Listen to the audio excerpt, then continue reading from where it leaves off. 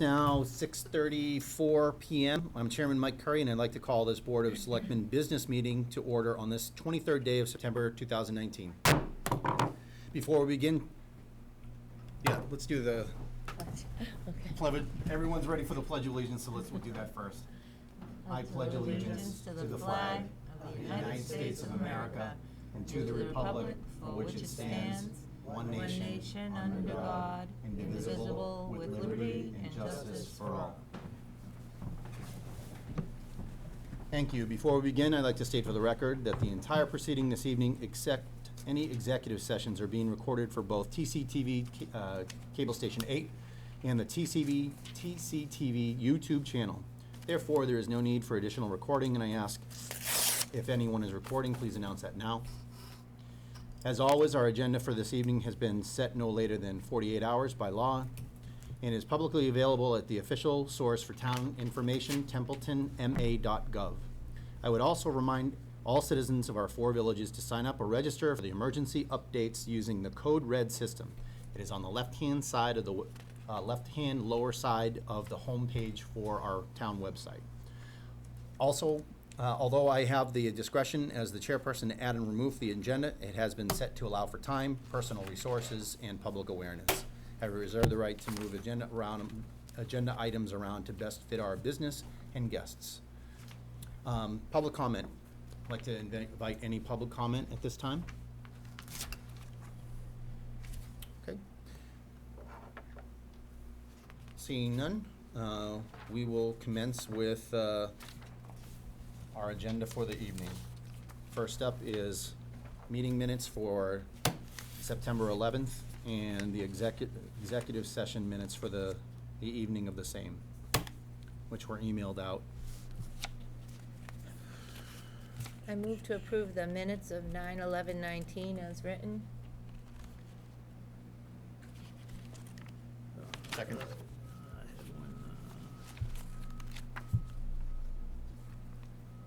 Any discussion?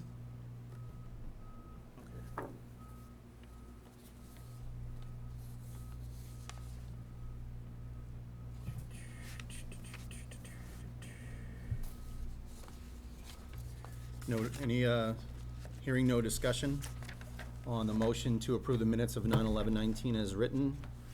How do you vote, Jeff? Yes. Terry? Yes. And I vote yes as well. Well, moving on to the executive session minutes.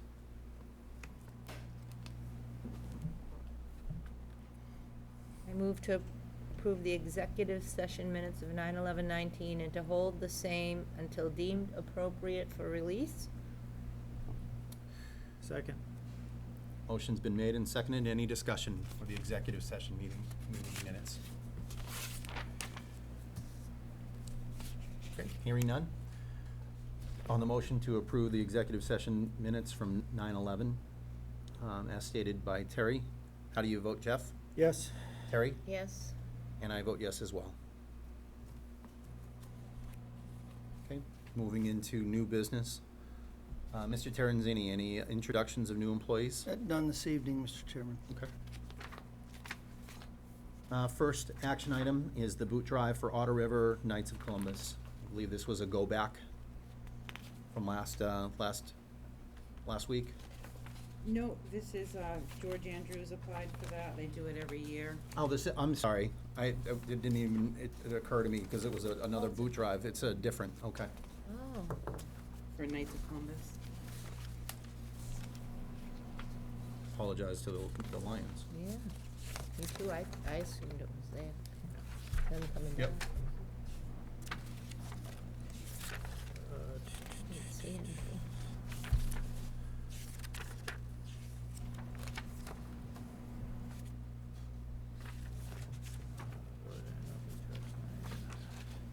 October 12th,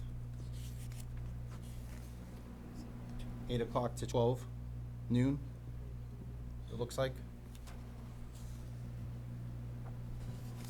Yes, Yeah. sorry. It's real. Yeah. Yeah. It's a little more faint than I expected.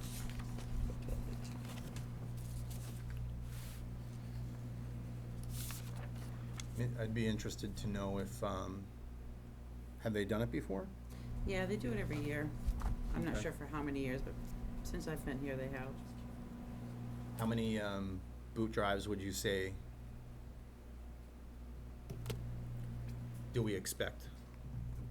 It seems like, yeah, I don't Annually? see that many often. Just Maybe a this, couple. this just the, George these is the two. only one that has been doing it, as far as I know, for Okay. years. All right, and So it's whereas the probably just Lions, it two. was their first time. Yeah. Yeah. So they plan to Yeah, they've done this many, many They're not years. here, and then the bottom, once the event has been approved. Yeah. by the- This is our George Andrews, I'm assuming. Yes. Yeah. I wonder if he thinks Really it's doesn't gonna give be- us a whole lot of time, if he was gonna be here, I wonder if he thought it was gonna be Wednesday. possibly. Did he give you any indication that he was gonna be here, other than the memo? Or did he No, know that it? He said he probably wasn't going to be. Okay. But he's done it before. He has, yeah, and I have his waiver, and he always gets the waivers from everyone else, insurance waivers into me. Okay. Intersection.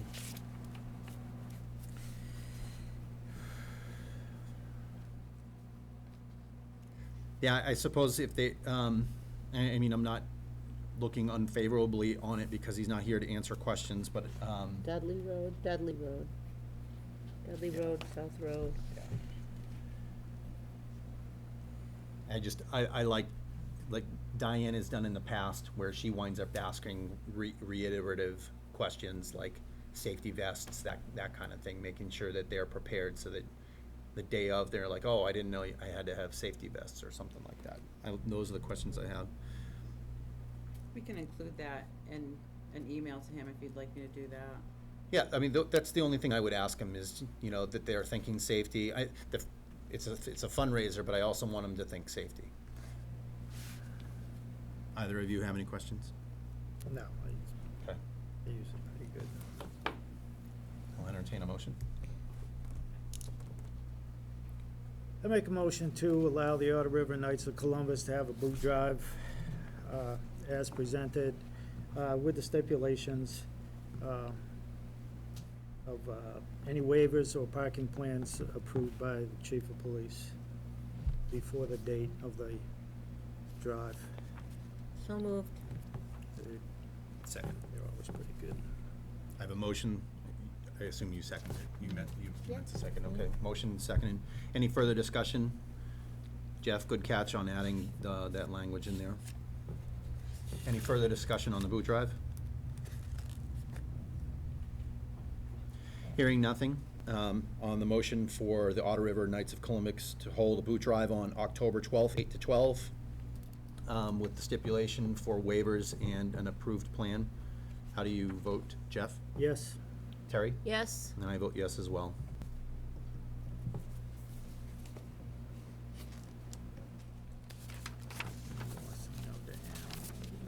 Okay, next on the agenda, we have a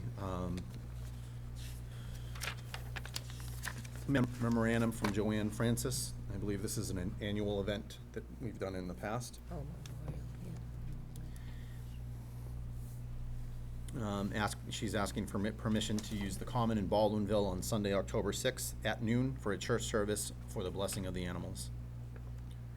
The church lawn is very small in size for the service, and to expand the Common would be appreciated. In the past, we've had about a half dozen animals, and the service would take about 1/2 hour. I think that I've seen sheep or goat that live in that area anyway, like close to the road. And the service would take about a 1/2 hour.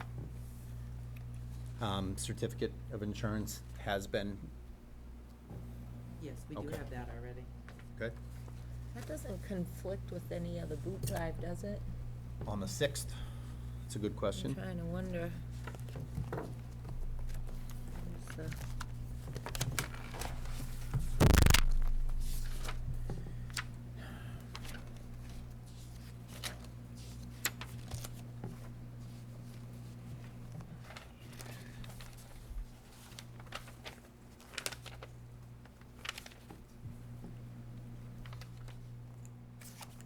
Definitely looking at the wrong minutes. Nope, there's November, October, and November and January. So no conflict. Nope. Okay. I I've certainly seen it come before this board before. I'll entertain a motion for 5C. I move to approve the Memorial Congregational Church Blessing of the Animals to be held at the Bottomville Common on Sunday, October 6th, 2019 at noon, pending the appropriate insurance certificate is provided to the Selectmen's Office on or before October 6th, 2016. Second. 2019. 2019. Motion made and seconded. Any further discussion on the blessing of the animals? Hearing none. On the motion to allow blessing of the animals October 6th, how do you vote, Jeff? Yes. Terry? Yes. And I vote yes as well. Okay. Moving on to the host community agreement for Royalston Farm LLC and Tempest Incorporated. You have a presentation for that? I would like to call upon Adam Okay. to handle this matter, please.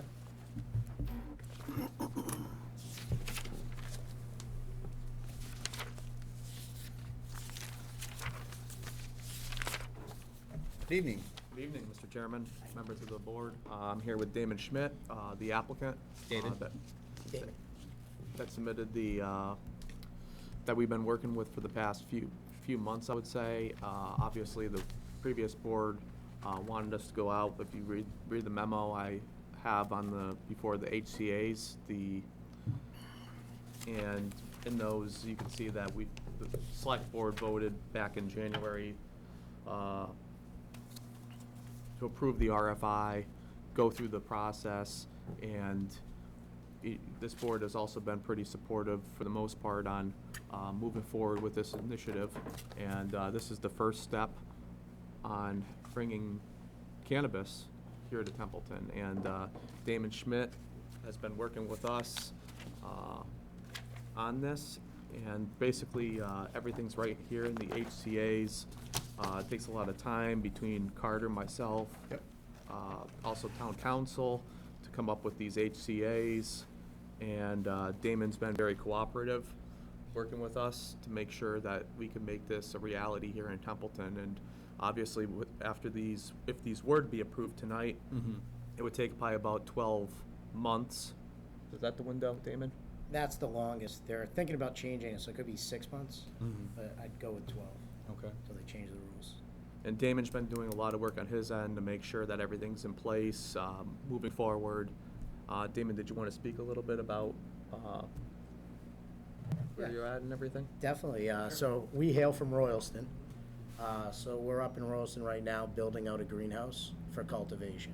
Okay. So basically the exact same greenhouse that we do in Templeton as well. And then also on the property on a parcel that's next door would go the retail store. Okay. So I think it would obviously be great for Templeton from a revenue standpoint. And then from an operational standpoint, everyone that would actually be running the retail store and the cultivation site, they're all currently employed under a Massachusetts registered and licensed operation under the Cannabis Control Commission. Okay. So we actually have people that are coming in that currently do this for a living, so they'll be running it day to day. Okay. And keep in mind the cultivation aspect of the HCA's, but Tempest? Tempest is the retail. And Tempest is retail, then the Royalston Farm is the Yeah. the other one, because we have one for the retail Yeah, and then Tempest one was for the only thing that was new cultivation. to me. I think, was that like is it always Tempest, or was that like a new? yeah, that was new. So when we originally started at Royalston Farm, Yeah. but just with our CPAs, they have it broken down to Yeah. one, entities for Yeah, cultivation. marketing and otherwise, differentiation. Yeah, and so if we go into different towns, so we're gonna go into Phillipston as well with a retail store, so we're gonna call them all Tempest. Okay. A little better than Royalston Farm if you're in different towns, so. Okay. And just keep in mind too, the cultivation of this the HCA pertaining to the cultivation relies upon the marijuana zoning bylaw that includes the overlay district A and B to pass at town meeting. The planning board has already recommended in favor of this. So the retail facility itself is fine in the highway business, because these are both in the highway business zoning, just so you're familiar with that portion of this. The cultivation, I guess you plan to first phase, 10,000 square feet. Yep. Yep. So it'll be a little over 10,000, so we'll go for tier 3, which is 10,001 square feet to 20,000. And then they allow you after 6 months to bump it up again, and then once a year on your anniversary. And then he's planning on, excuse me, growing up to 100,000 square feet, so subsequent expansions. So that's really all I have to say, unless the board has questions for Damon or myself. Mr. Chairman? Go. When you say running, you mean the setup of the greenhouses? Because I noticed in the approval of on-site managers that you need to bring before the select board, review the name of the person proposed to act as the on-site manager. Is that, so what you said, running? Yeah. So our head grower who's coming over has currently been a head grower for 5 years.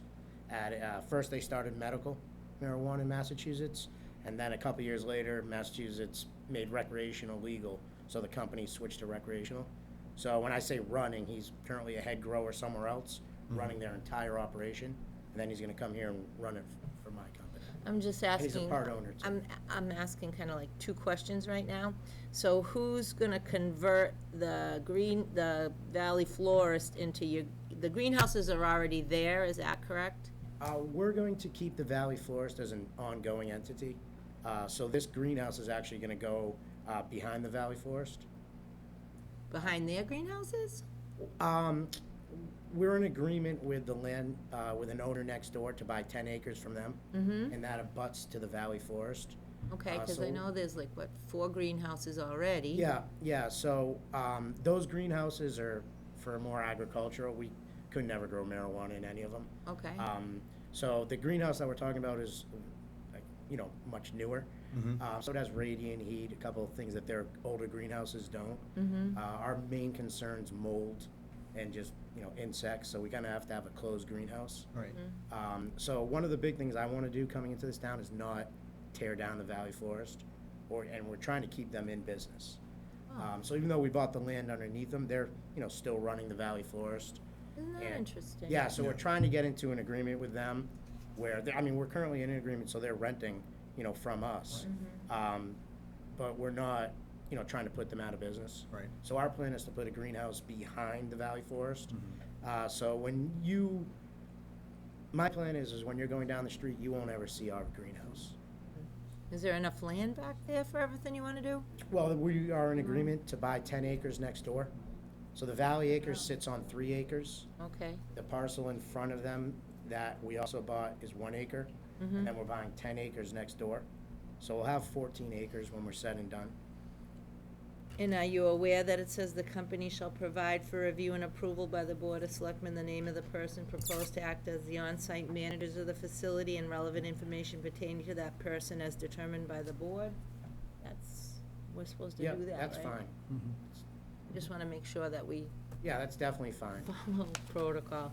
And may I please ask, in the first, what we're talking about right now, the local charity program? Okay. I was interested in finding out about the safes that you were going to provide. Is it Okay. for the schools, in case kids have medicinal marijuana, or what is that about? So, one of my big concerns Oh, yeah. is, people taking edibles from our store. Yes. And then bringing them home. I had a golden retriever that a neighbor basically poisoned with an edible. So it's really bad for dogs and pets, but it's really bad for kids.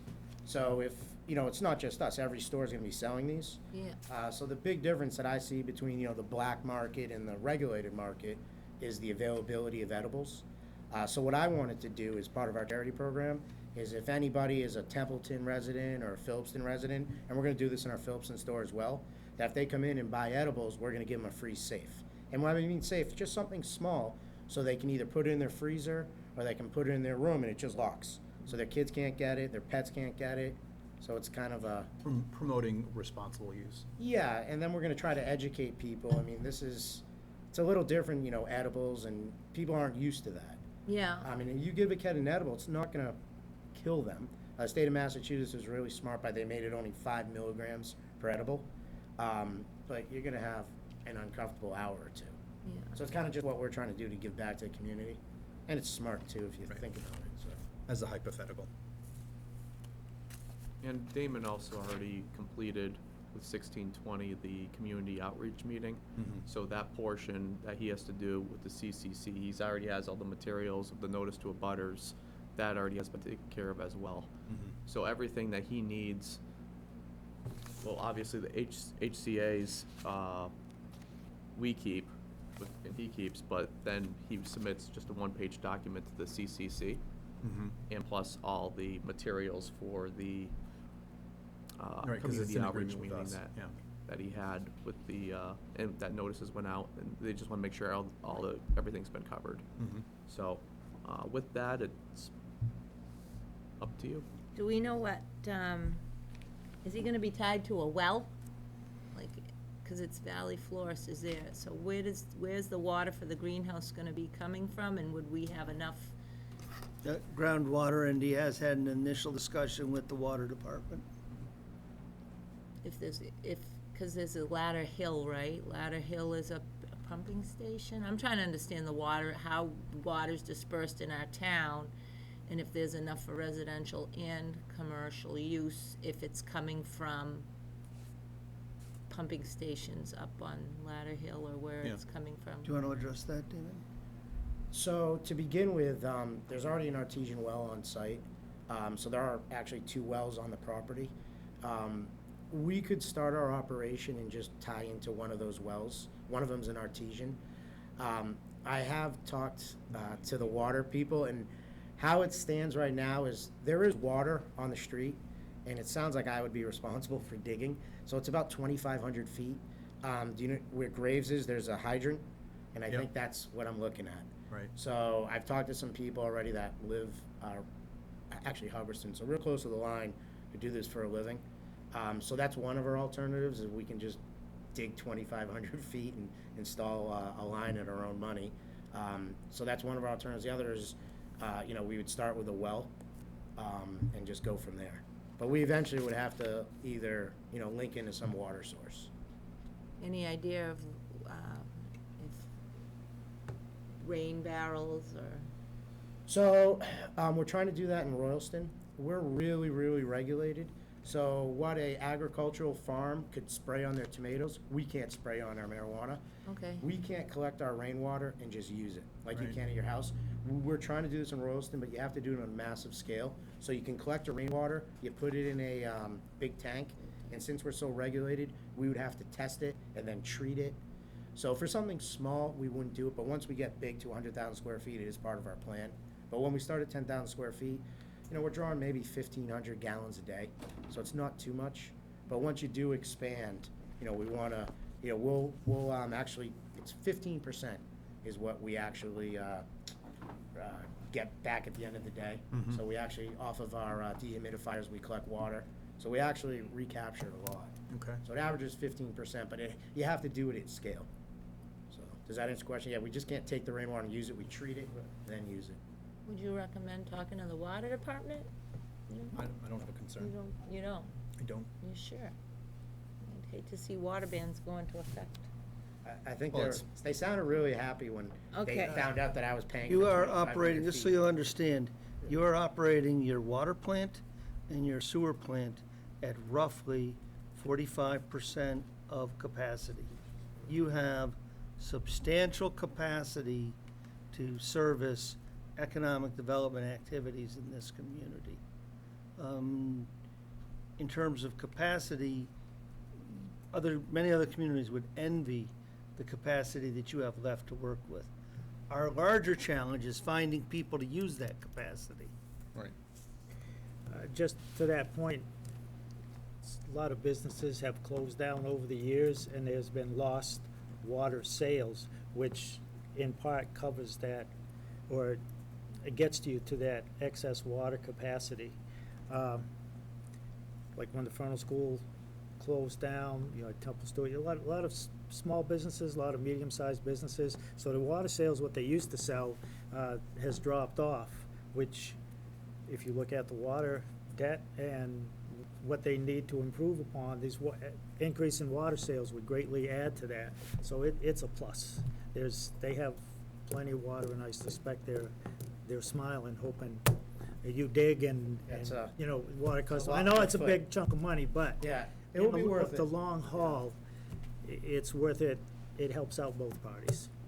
So it's, the water is not really a concern. There's only 3 driveways to go across. One of them's his graves, and it's really big. Thank you, gentlemen, I appreciate the information, good information. Thank you. Jeff, anything then? Anything? No, that's, I'll entertain a motion.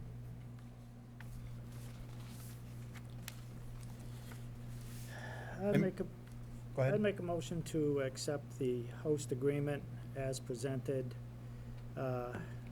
for Tempest, for to include signing of the forms for the Cannabis Control Commission. Okay. I'd do these one at a time. And could you amend that to authorize the chair to sign those? So moved. Okay. Second, Okay, we have a motion and a second to approve the host community agreements with both Royalston Farm and Tempest Incorporated. Any further discussion? Hearing none, how do you vote on the motion? Jeff? Yes. Terry? yes. And I vote yes as well. Thank you, Dean. Thank you. Appreciate it. Thank Thanks, you. Adam. Isn't there another, Good stuff. isn't there a second one? Yeah, that's fine, I just don't like to interrupt the flow of the meeting. Okay. Could I ask your indulgence to go back to 5A? Mr. Machete Yep, is here. I thought you might. I'd like to ask him to introduce to you the new sewer superintendent, if you would indulge us.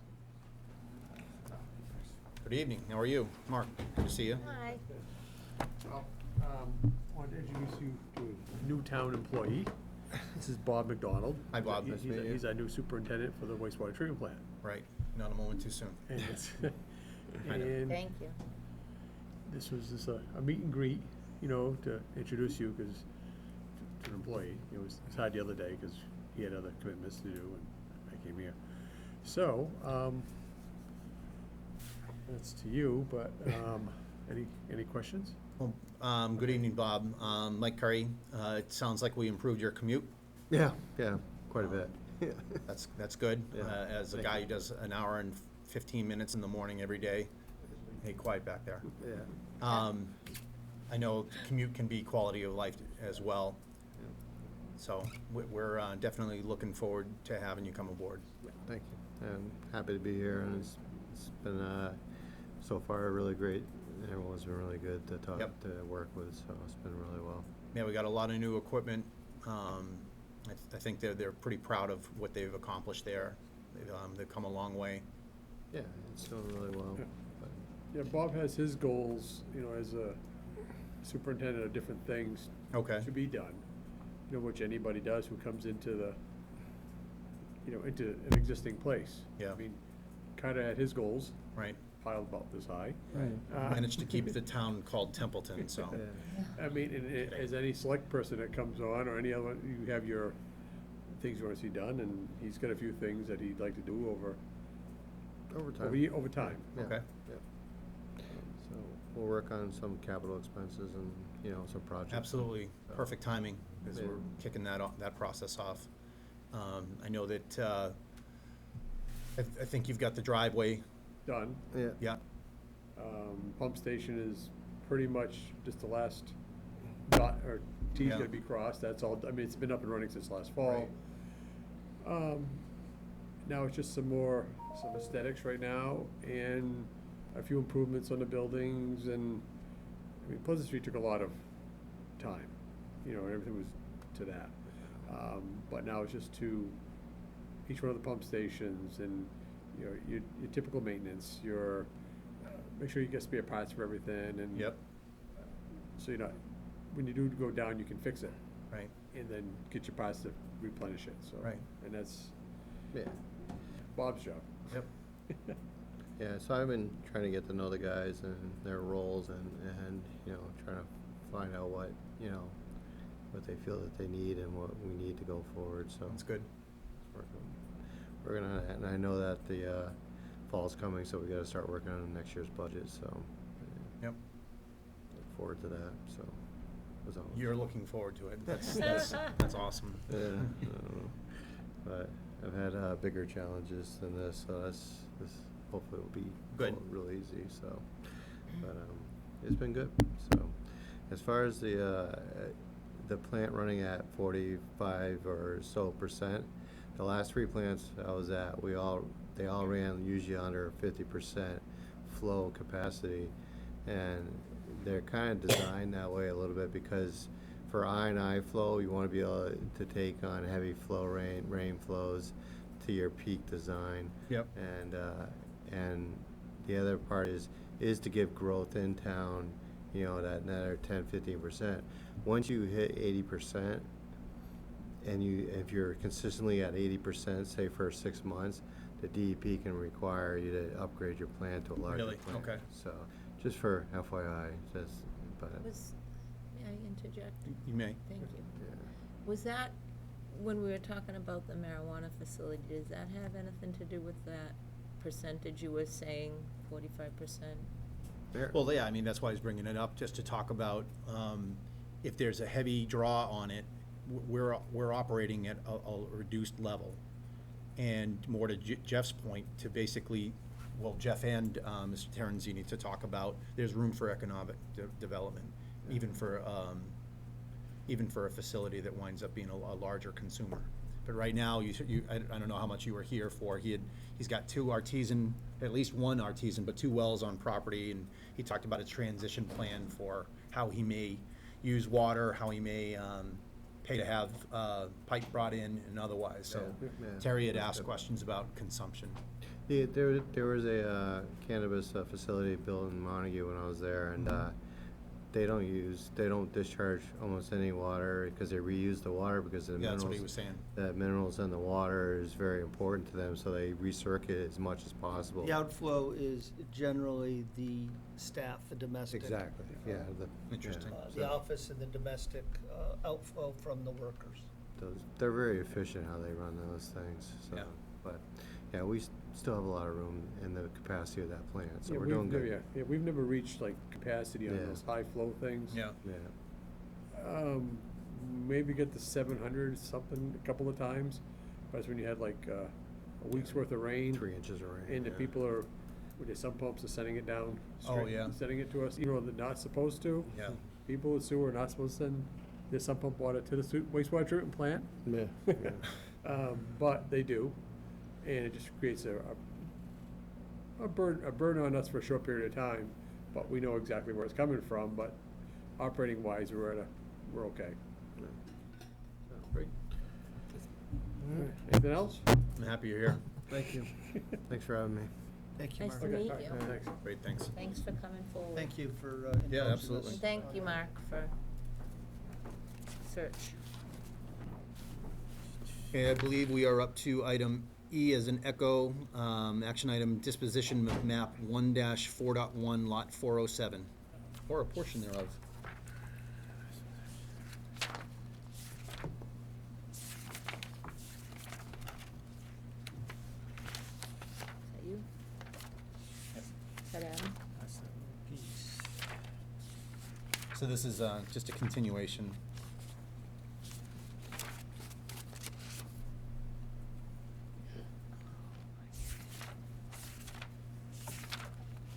That's Baldwinville Elementary School, Mr. Chairman? Yeah, that's the section that we discussed before. Yeah, I believe so. This is the section that you authorized us to prepare. Yep. And we didn't have a formal motion for you that night because we wanted to have that discussion first. But now with that behind you, we do need a formal vote before we can proceed any Okay. further.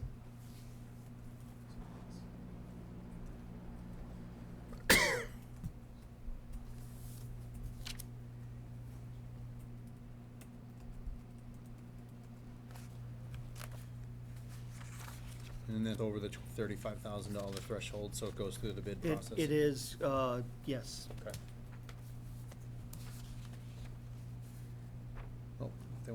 have it. I'll entertain a motion. Are there any questions before? I think we had a pretty good dialogue on it before.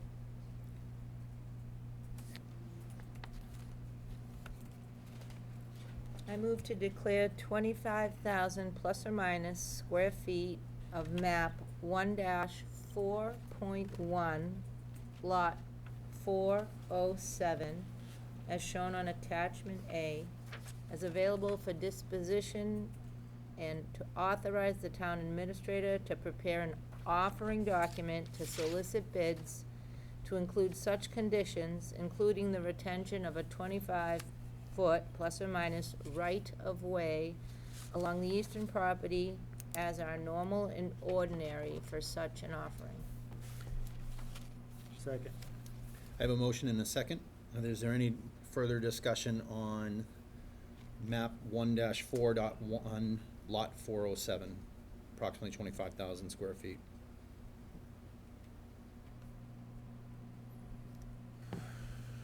Hearing no further discussion on the motion to put up for bid the 25 K square feet, map 1-4.1, lot 407. How do you vote, Jeff? Yes. Terry? Yes. And I vote yes as well.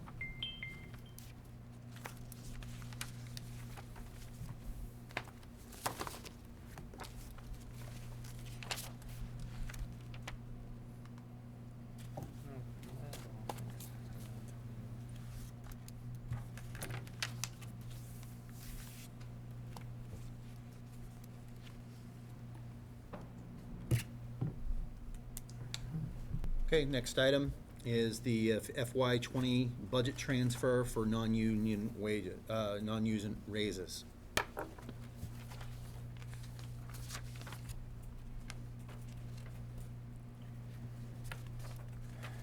It's actually on the second foldout there, Mr. Chairman. Yep. The second 11 by 17 The transfers. is the department by department amounts. Yep, I've seen, the email that you sent out prior, I was able to kind of Got it. review everything. Mr. Chairman, may I ask a question? Yes. Does the advisory board see this too? Tony, did you see these? Is that something that, They would have no role in it other than to consider the lump sum amount that's included in the budget and making their recommendation on the overall budget. They would not see the individual department raises or employee raises, no. I've had a chance to review the non-union raises, and, by and large, I think most of them are, and nothing stood out to me other than, we don't operate the sewer fund, but I know that they had some larger percentages. If you look at the column for percentage up, I think what kept in my mind is our ongoing efforts to not only provide pay raises that are needed, required by our town employees, but also make the positions, for the most part, stay within or get to a competitive wage. So as I reviewed them, I thought that they were consistent with what we're trying to achieve.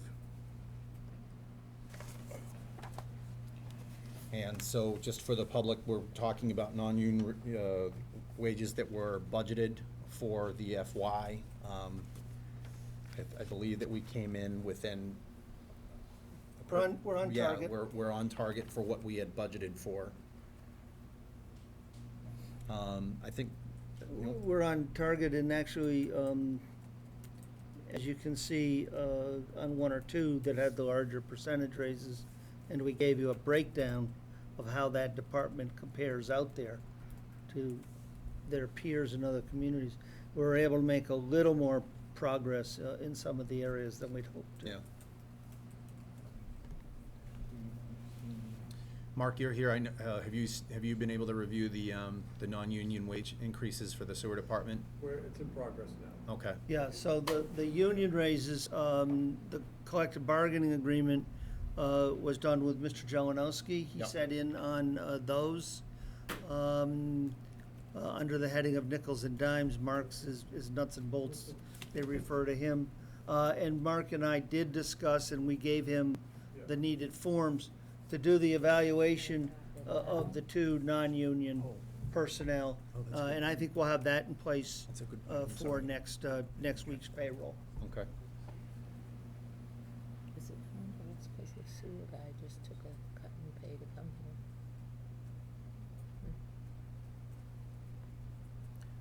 here. I think another thing that could, we budgeted for pay raises, so if we're in a fiscally constrained environment where we're asking for people to basically tighten the belt.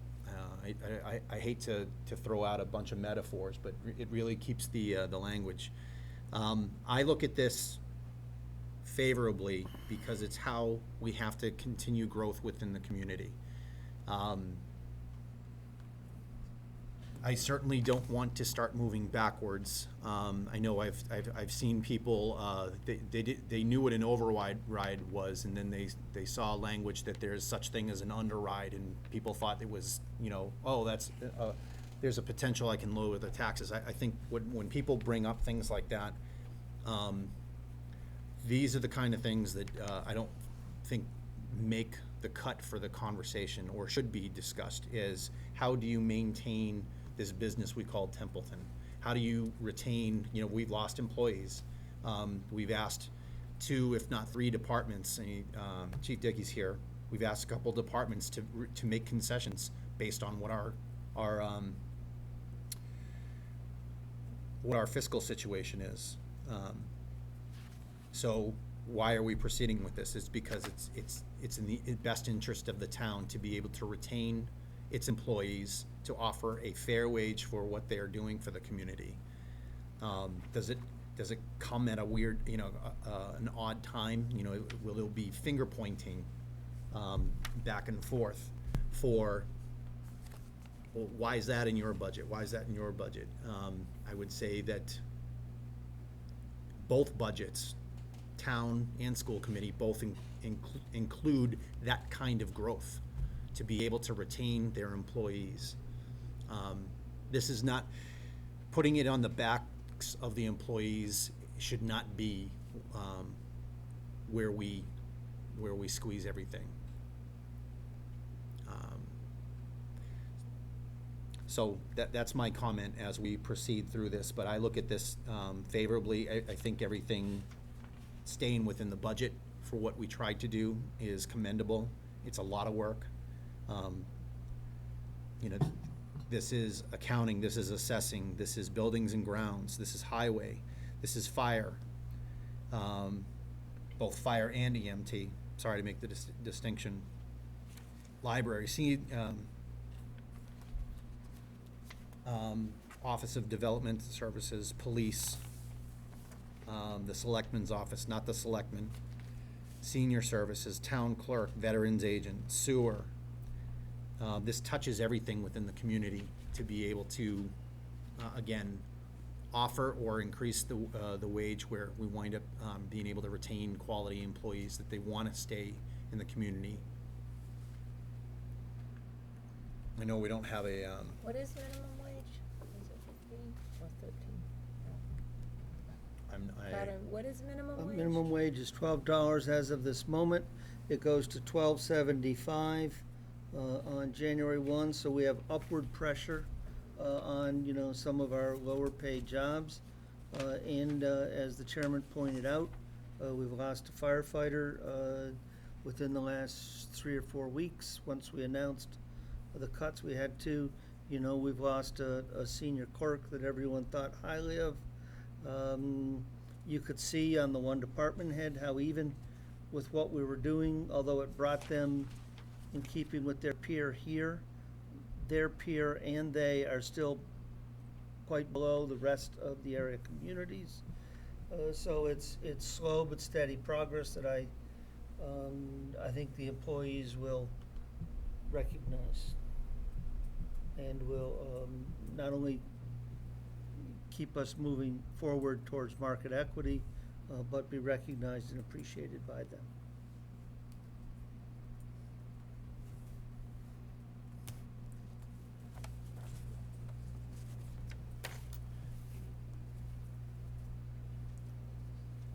Any further discussion or any further thoughts?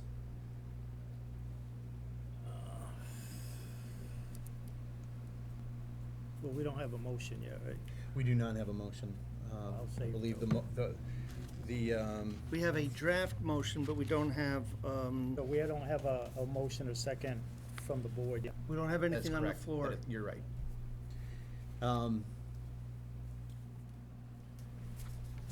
Mr. Terenzini, would we wind up, because it's budget transfers on this sheet, it basically just, it coalesces all of the different pay categories into the appropriate departments. So as long as we're talking about amount transferred from to, that could be a part of the motion. It could, you could also just refer to the attachment Okay. Budget amendment 2020. and the budget amendment number. Exhibit A, okay.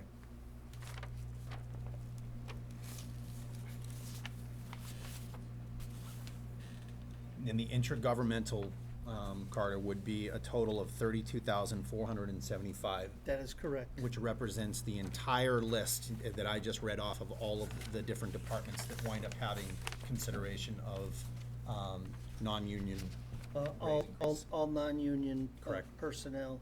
And it does include a transfer to the Selectmen's employee support of $750, sufficient to pay that merit award that was created 2 years ago now. Okay. And we'll be announcing those at the Right. Luncheon in October. They have been selected. Okay. Yeah, it's but been we're pretty public about that, Trying yeah. to, we're keeping the winners under wraps for the Okay, moment. all right. I move to approve the budget transfer in accordance with non-union raises represented in Exhibit A and further stipulated in Exhibit B, which does touch several accounts, but amounts, the total amount is 32,475. That includes the sewer department.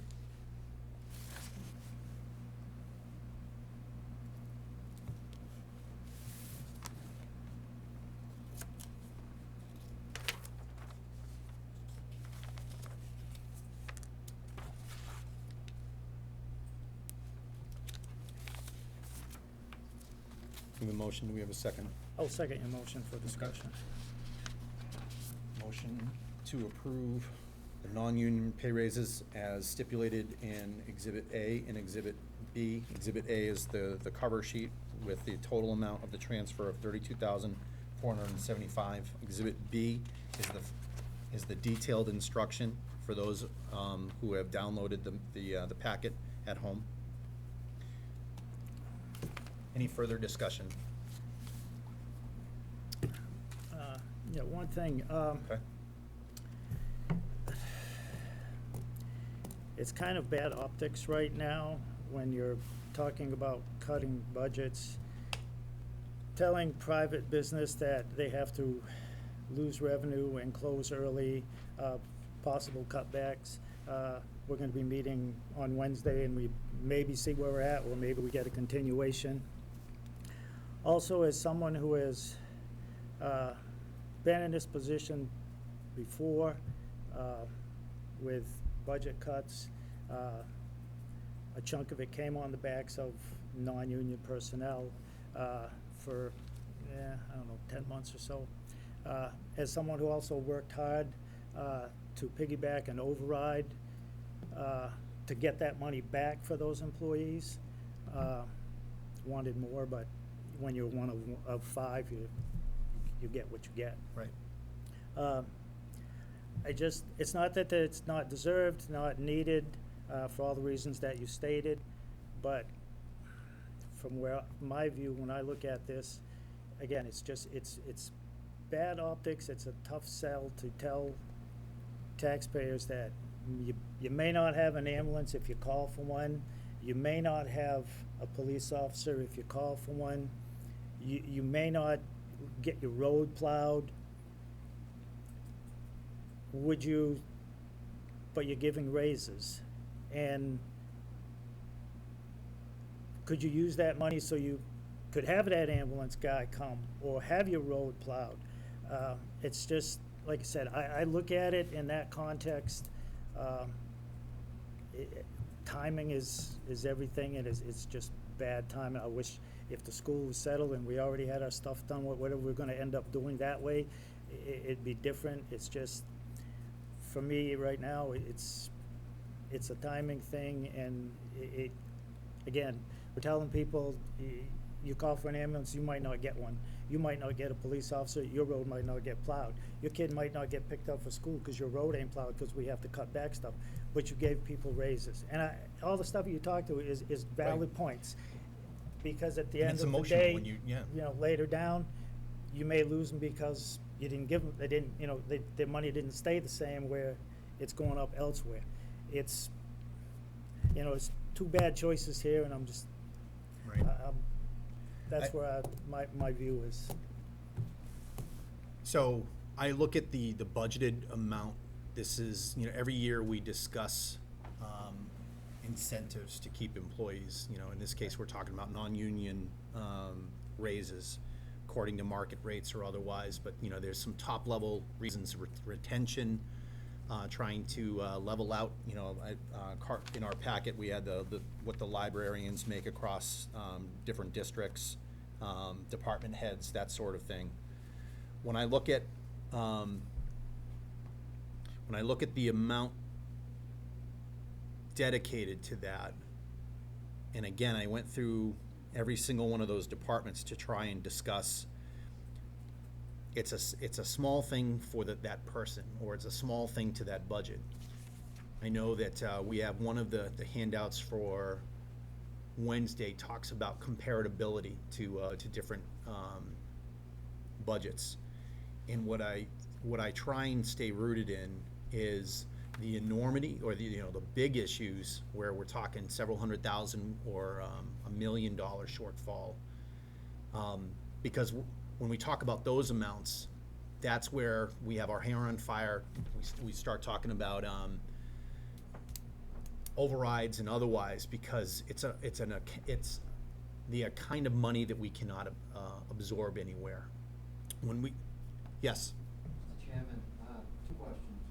What's the percentage in the town of union employees and non-union employees? And what's the amount budgeted for union raises this year compared to non-union raises? It looks like we're trying to take it on the back of our non-union employees, or our union employees, and I don't know, the contracts may or may not be getting pay increases. Okay.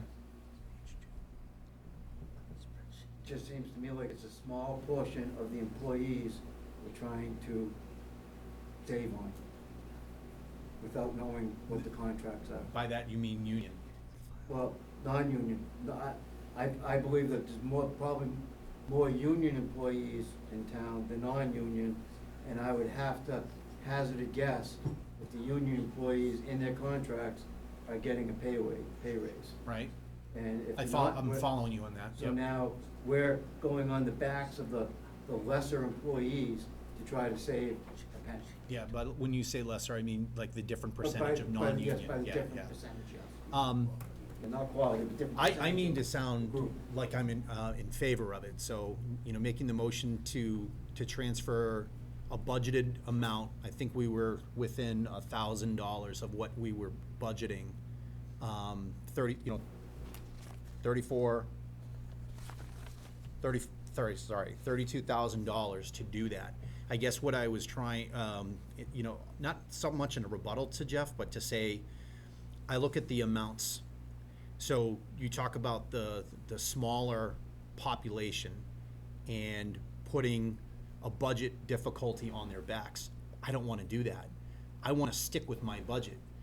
I think I've said it in a couple of the town meetings. we were doing pretty well budget-wise. I think by the time we finished the budget process, everyone was happy with where we got to. We had the right amount of money where we needed it.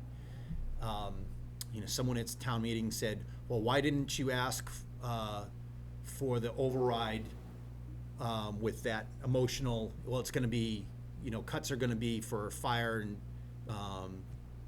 police, and we couldn't do that. That's not what, we were fully funded for that. The department heads understood what they were getting. We did not have the money for what we offered the school with the 2.5% increase. We didn't have what they required for it. And right now, they've got, they've got the wind at their backs for being able to execute at the dollars that they need to run the school district. It very much presents itself as an us or them. When I say us, the town, we're trying to follow the budget policy and the budget numbers that we've set for ourselves. I guess when, as an agenda item, I look at that dollar amount and I say, to me, it's insignificant to our overall optics because it's $34,000. That's less than $32,000, which someone, again, at town meeting talked about, well, what is the base pay for a teacher, that kind of thing. It's less than that. But I wind up being able to take care of all the non-union employees across several different departments and make good on, again, have growth within the town. More to your point, I want to have balance. I don't want it to be an us and them with a moment ago you said like lesser, like there's some kind of measuring stick between union and non-union employees.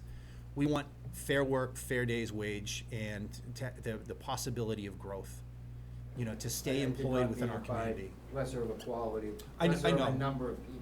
Yeah, I think it wasn't a bad word to use because I think it illustrated the looking at it from that aspect to say, well, who's going to get a raise and who's not.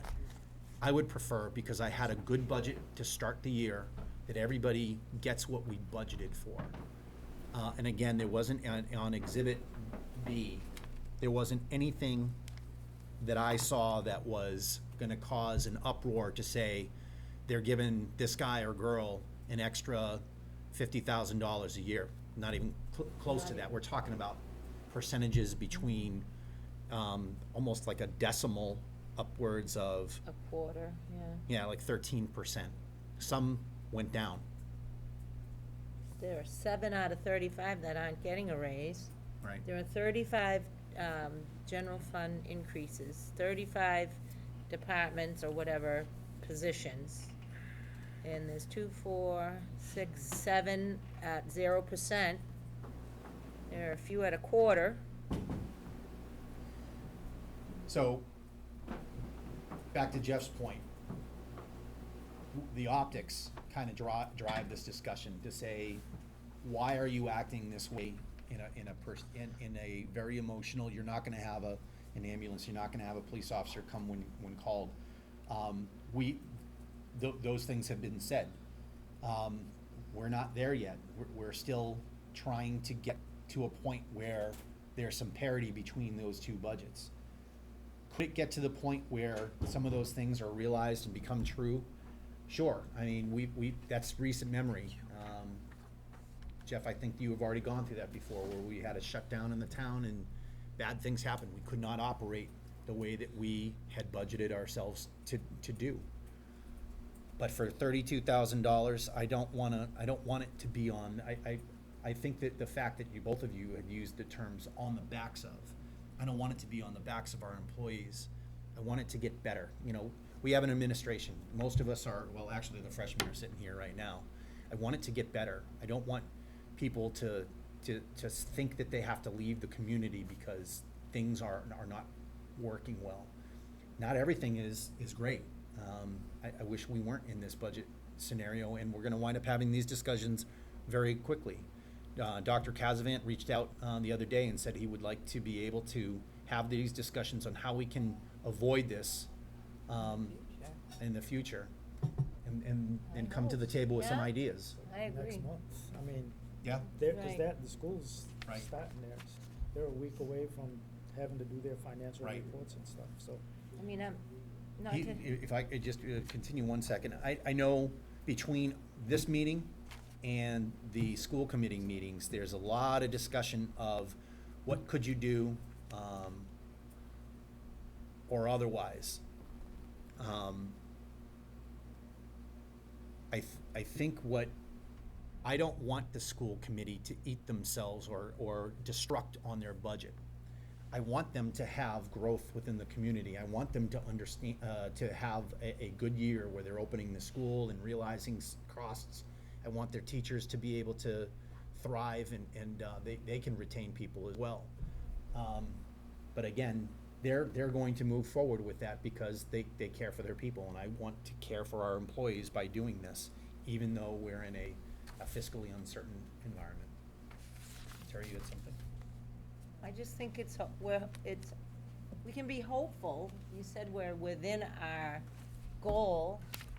Budgeted you know, item, yeah. Our budgeted goal for this amount, and it doesn't appear that it's gonna hurt. And I think that moving forward, brainstorming with the school committee, I look forward to it. I look forward to working together with the school committee and state government to understand things and how to move forward and bring things up to speed for 2019, 2020, where, you know, things have changed, needs have changed. And I have every confidence that we, as people, can put our collective consciences together and come up with positive steps forward to bring about the changes that are needed in our community and in our state. I think Templeton has a good relationship with Ann Goby and Susanna Whips. Yep. Hope to see Charlie Baker, the Honorable Charlie Baker. Any further discussion? Okay. Anything? Okay, we have a motion to approve the budget transfers as stipulated from Exhibit A and B, and to the amount of 32,478. 448. On the motion, how do you vote, Jeff? That's from the sewer fund,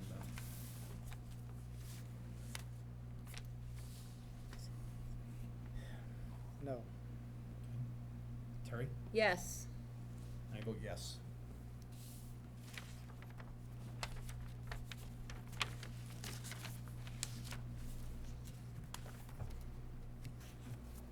Mr. Chairman.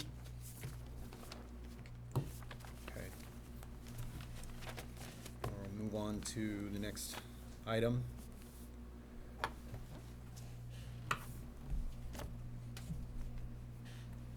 Purchase, the action item is the purchase of the lease of a Lifeline ambulance and Stryker unit, ambulance number 2. Chief, do you have any presentation for that, or? Okay.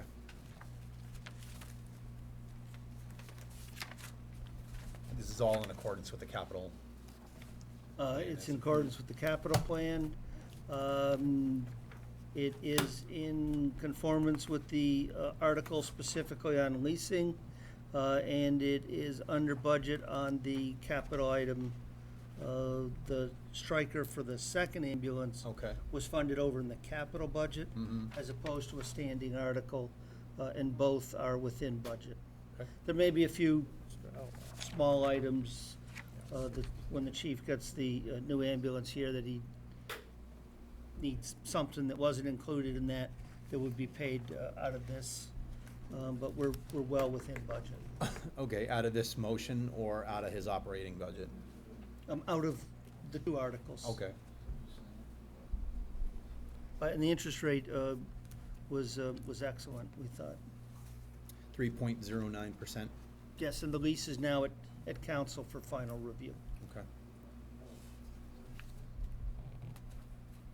Chief, you're getting everything you need? Yes, sir. Okay. I know we're starting another capital planning soon.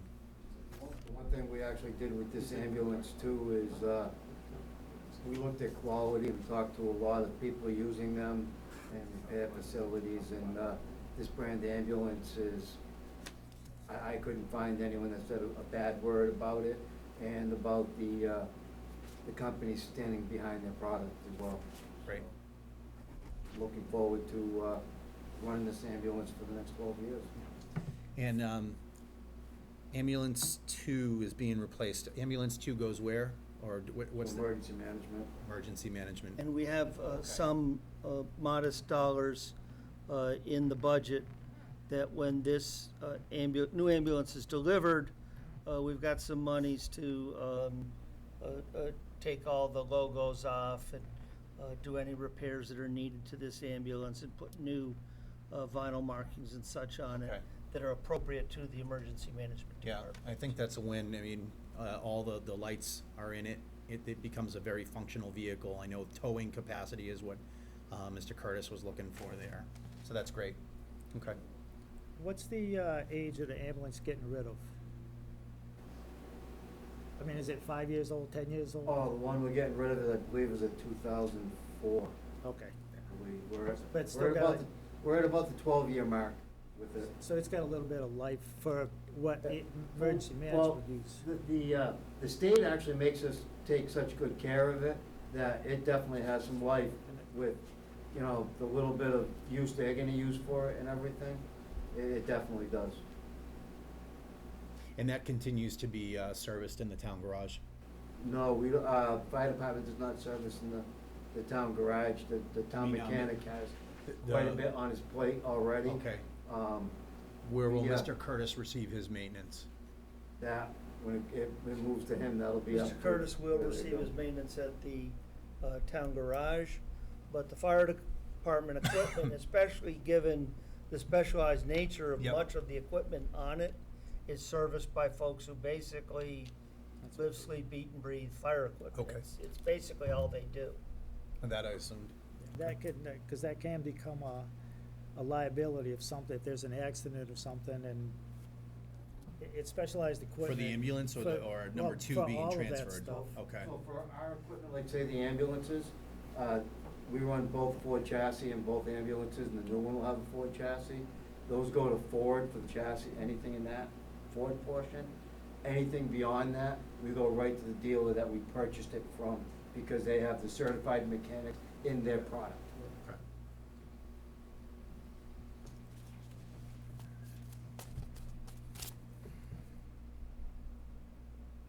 You wanna go or? I move to approve the purchase of a Lifeline ambulance in the amount of $324,827, using a 5-year lease at the rate of 3.09 interest in the amount of $263,710,029, with the balance to come from the funds appropriated by the 2019 annual town meeting, and for the town administrator to sign any documents related thereto upon receipt and review of town council. Second. Motion and seconded. Any further discussion on the ambulance lease? Purchase and lease? Hearing none, on the motion for the purchase and lease of the replacement for ambulance number 2, how do you vote, Jeff? Yes. Terry? Yes. And I vote yes as well.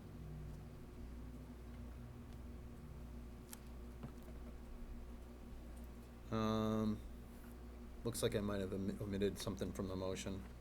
We Oh, yeah. had broken this into 2 motions in Okay. case the board wanted to do that, because the purchases are being made from 2 Separate vendors? articles. Okay. No, same vendor, but 2 separate articles. I got it. So Holly I broke that recall, apart. yeah, all right.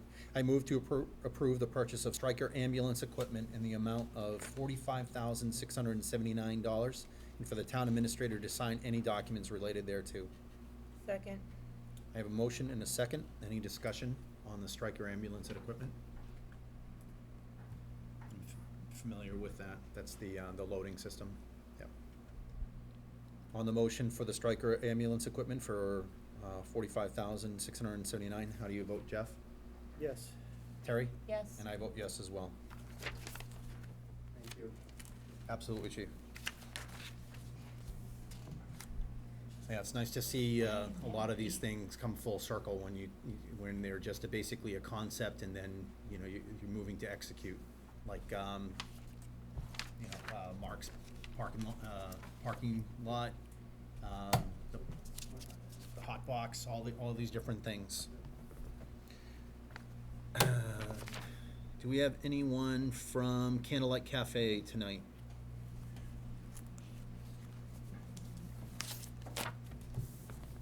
Okay, the next item on the agenda is for the one-day liquor license for Candlelight Cafe.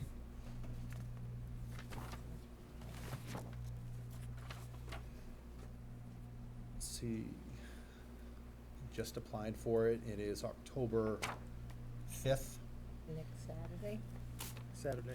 Next Saturday, or this, next Saturday, right? Outdoor event, so they need this because it is not within their Right. immediate, but it's in a tent out back, and I tent believe I've outdoors. seen, as I've driven by, I've seen them, Yeah. the setup there. And I he's live aware down of by that. there, and it's never a problem. Right. They do great work. They're really coming along. It's one of the, and they're staffing it with their own people, so it's basically just making sure that they're dotting their i's, crossing their t's, making sure that they have the proper permit for that. I move to approve the one-day liquor and live entertainment licenses for Candlelight Cafe on Saturday, October 5th, 2019, from 8 p.m. to 1 a.m., stipulating any input from public safety for any, Noise. yep, in lieu of noise. Second?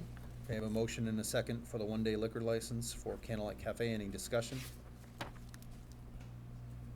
Hearing none. On the motion for Candlelight Cafe for October 5th, how do you vote, Jeff? Yes. Terry? Yes. I vote yes as well.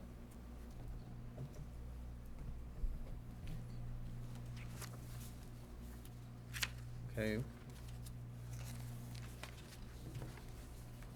Okay, moving on in the agenda, we are up to old business. I do not see Mr. Arsenault tonight, which is good because I think we're still in deliberation. I think their appeal is still out. It is, it's November 17th, does that sound right? Yeah. Mid-November sometime, we'll get to Right. that Okay. date in this week's report. Right. And, I appreciate Mr. Arsenault coming to, in our last meeting to basically say, this is what I'm looking for. But again, I think that's what this board needs to consider, to say, what were the actions in the first place? What was the board attempting to do? Is there still, hesitate to use the word teeth. I don't think we're trying to use the word teeth, but is there still punitive power within that agreement, but also understanding that he has some considerations for the operation of his business. But the jury's still out on that, literally. Okay, next on the agenda is board and staff member comments. And that is before we go into a possible executive session. Yes, Mr. Terenzini? Whatever. Two items, Mr. Chairman. At the last meeting, there was a question raised about the placement of flags. Okay, thank you for that. There is Oh, a brief great. report from the superintendent, who is at a training session tonight on another matter, and apologizes, and it explains that he sought the advice and was advised that it was best to follow the guidance of the Massachusetts Office of Veterans Affairs, which follows closely the same practice as the Veterans Memorial Cemetery in Winchendon. We have given you some information of surrounding communities, and they are, yes, they are extended. They're also vary quite a bit, but at this point, he is recommending that he would be staying with the advice of the Massachusetts Veterans Memorial Cemeteries under the Massachusetts Department of Veteran Services. I leave it to you whether or not you wish him to pursue, consider a change, and if so, let us know, and we will have him meet with the Cemetery Commission. Right. Who has a jurisdiction over this matter. Okay. But that's the advice, and we can do nothing with it. We can wait. We can send it along to Mr. Quattrochi, whatever is your pleasure. Okay. Question for you, the cemetery committee, is it manned now? I know that. Yes. Okay. Yep. They meet once a month? Generally, yes. Generally, okay.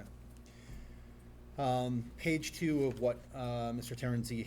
Terenzini handled to me, also labeled Exhibit A, is the only one out of a list of about 20 where we polled, when do you put out the flags, when do you take the flags off, when do you have a written policy, and who is responsible for the placement of the flags.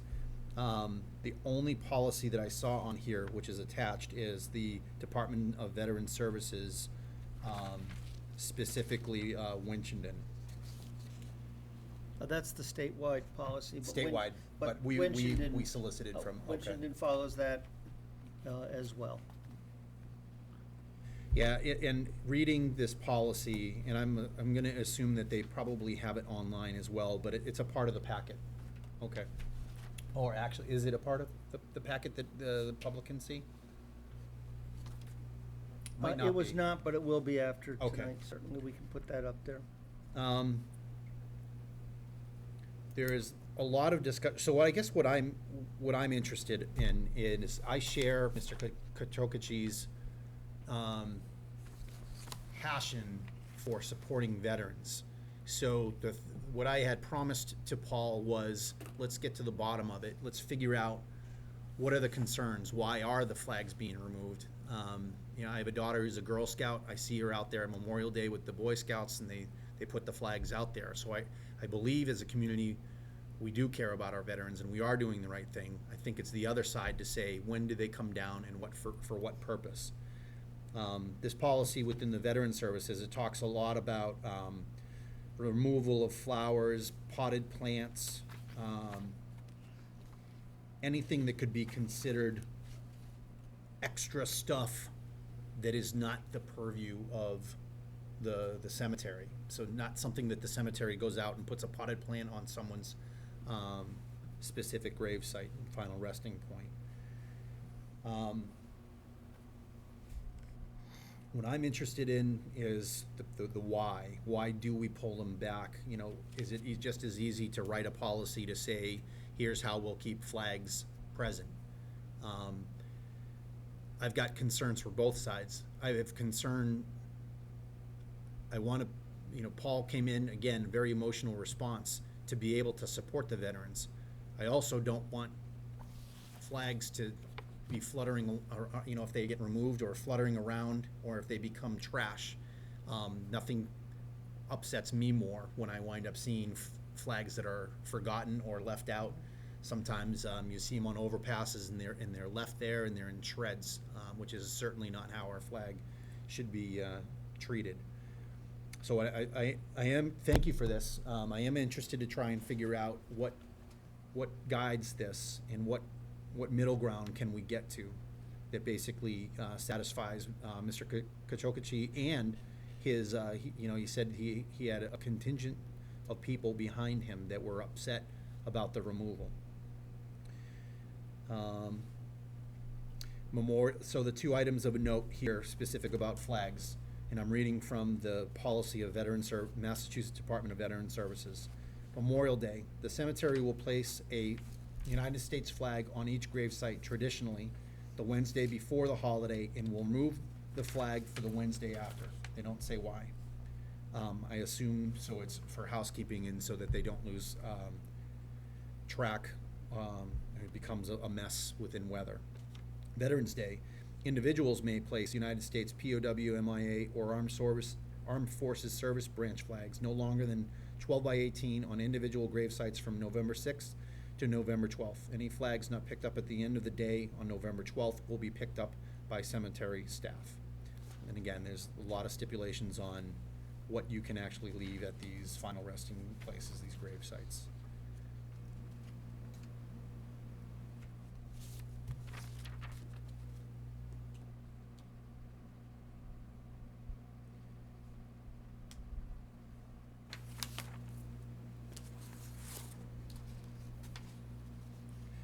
in Bob's letter to the board, he received a complaint that Memorial Day flags were not placed on the veteran's grave. He goes on to say, this year in Templeton, the flags were placed on the graves by the Boy Scouts, Girl Scouts, and Veterans Officer the weekend before Memorial Day, and removed a week after Memorial Day by the Veterans Officer. I assume that's Sheila. And I have yet to hear Sheila weigh in on it, or if she has thoughts or experience with that. After the flags were removed, we received a handful of complaints about them being removed. And that was a week after Memorial Day. And again, Bob, citing the spreadsheet that he provided to us, they reached out to other communities to find out. There are no policies in any other communities. The reach out to the Veterans Department and the policy that they had developed, the suggestion to reach out to them was made by the Veteran Services Officer to the DPW Okay. Director. Okay. As I say, we can explore it further if this board wishes, but that is the explanation that I was Yeah, provided with. Do you know Paul? Do you communicate with him at all? I haven't seen him come to any of the veterans boards, at least during The my. time I generally see Paul is Yeah. at town I'd like to meeting. get a sense for what Paul stated the problem. I don't think we came to a table conclusion of what we're looking for or otherwise. He basically said, I'm not gonna stand for it. I'll come up with an initiative to change it if I must, but I'd rather keep it before that and find out in light of this information, if Paul winds up watching tonight. But I'd like to communicate with Paul if the board doesn't mind me doing that. No, I'd rather have some more time to Yeah, me too. look at this. Absolutely. There's no. Nothing ticks me off more than to go to a cemetery, which I do twice a year, and see a veteran's grave without a flag on it, Memorial Day and Veterans Day. The rest of the time, me personally, my uncle, father, grandfather, his brother stuff, doesn't really bother me much, but if we could get a sense of the numbers of the consensus, if they want a flag there all the time, or if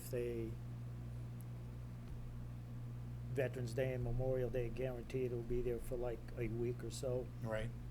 I just like to see if he has a sense of how many people were behind Paul, Yeah. something Do like they- that. I can't recall, are there holders which the flag goes into? Some cemeteries have them, like in Ashburnham, that's where my father and grandfather Yep. and stuff are buried. They used to have brass ones, solid brass, said veteran. And sometimes some of them had, Korean War, this, that, whatever. Then people started stealing them. My mom got one from the VA For, for my scrap? father's grave. Yeah, it's stealing. Yep. And so then they started putting brown plastic ones in them. And those were getting Yeah. taken. I got no rhyme or reason why. Yeah. If I see somebody do that, they'd be calling the state police for me, but, so that's another thing, where how you put the flag in there.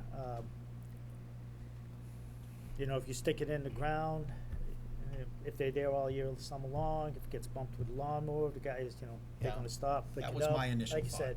And if they get blown over, or nowadays, for kids, they got nothing else better to do, it seems. They go around, if they're gonna start, stealing the flags or just throwing them on the ground, it's just, I'd like to hear from Paul and, some other. Yeah, and I like Carter's suggestion that the cemetery committee winds up weighing in Yeah, on it. we'll weigh in with them, and we'll also reach out to the division of, how did you happen to come up with these rules? What's your reasoning? Yeah, and the complaint is quite adamant. It's not that we don't do it, it's that whether they stay there or not. Because to me, that's a whole other issue of making sure that they get put in. And there's various agencies for that. And, I not only do I trust our scout community, but I trust our American Legion, yeah. In Ashburnham and I forget Veterans the name Agent. of the cemetery, but there's one, it's the one on West Street where my uncle's buried. They just put them in the ground because, Yeah. like I said, the holders were getting stolen, they were getting knocked over.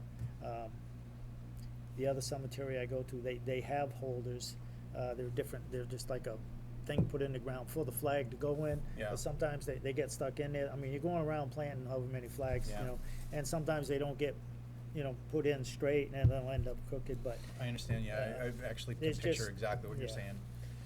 So I would say the next step is to talk with the cemetery Sure, committee, we'll do and I'll try and be there for that, And or, Mr. Quattrochi. say again? And Mr. Quattrochi and his, Yeah. Yeah. It's I'd nice. like him to be a part of the discussion, because again, he was quite, Yeah, opportunity to speak to him Wednesday. okay. and since it's a, Oh, yeah, Yeah, exactly, yeah. exactly, all right, and okay. And Put that on Mr. the- Chairman, since it's a guideline, it'll be nice to see Templeton come up with their own plan that fits what our needs, looking at what was polled. There were different guidelines in each community. There's 18 communities that were polled. Some had no data, but out of the 18, there's certainly enough, Yeah. information to show that they have their own Yep. preferences. So Templeton, we care about our veterans and that's our preference, so let's show it. But definitely the cemetery commissioners, they have the oversight of the cemeteries through the perpetual care funds and stuff. Okay. And that's by law, I mean, that's, so. Yeah, that's we hear those are the them, discussions I like to have, you to know, figure hear out them and- ways to be able to, if there is a middle ground to be had. Paul's there at the meeting Wednesday, talk with him and see if he Yeah. can get the people that, you know, Colin or the Right. collective group maybe come Right. in a meeting future. Any other, yes, Mr. If I Jonesy? might, as I did at the last meeting, I promised you each meeting I would announce a couple of important vacancies we want to draw to people's attention. I would just, as I did last week, point out we have 2 vacancies for at-large members on the capital planning. That's about to kick off. We just sent out a survey to, get the best first night as we get ready for the fall town meeting. This is a committee that will be recommending what monies to expend on our capital needs. I expect that next year's budget will be approximately the same as Okay. this year's. We have some vacancies on the Conservation Commission, very important to our land use, our builders, our developers, making sure that we are administering those rules properly, but also that we have sufficient quorum and attendance to get folks through the process. Nothing worse than if there isn't a quorum and a developer's trying to build something and Goes up. has to wait a couple weeks to get a new meeting. And finally, just that continue hammering away at economic development, and the need for folks on the Economic Development and Industrial Committee. Thank you. Or corporation, I should say, but.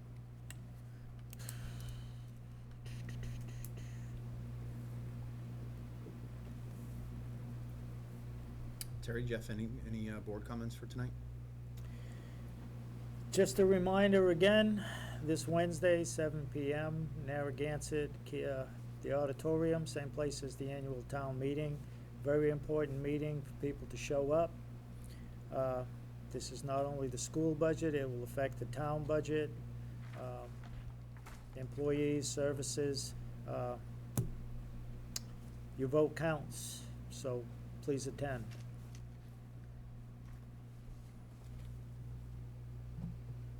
I'm trying to phrase it. So, myself and there was a woman at the last town joint meeting said, well, how do we both win?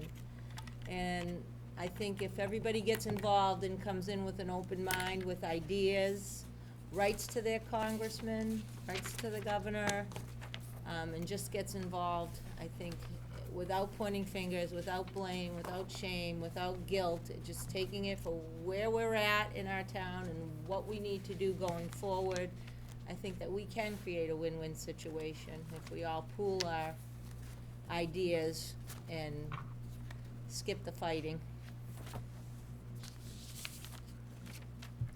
And I'm assuming we'll have a code red message.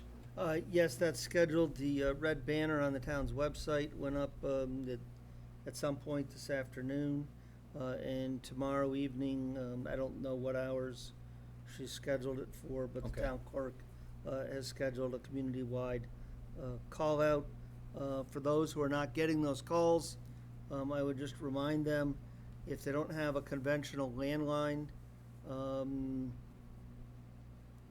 it is quite possible they're not on the list, because people with mobile devices must go onto the town's website and register.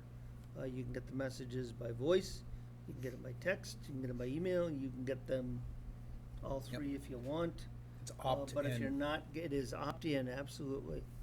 But if you're not getting the message, we encourage you to go to the website on the homepage and register for these community notifications.